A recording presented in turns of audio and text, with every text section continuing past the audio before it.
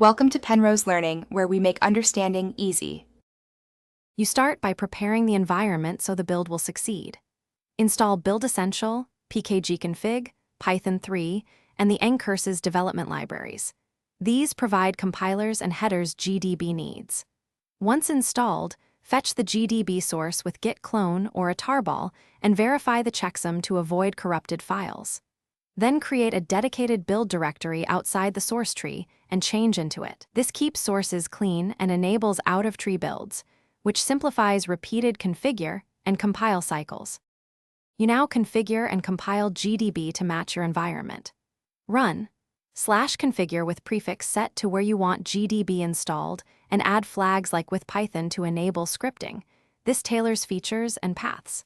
After configure succeeds, run Make Gdb using the number of CPU cores for speed and watch output for missing dependencies or fatal errors so you can install what's missing.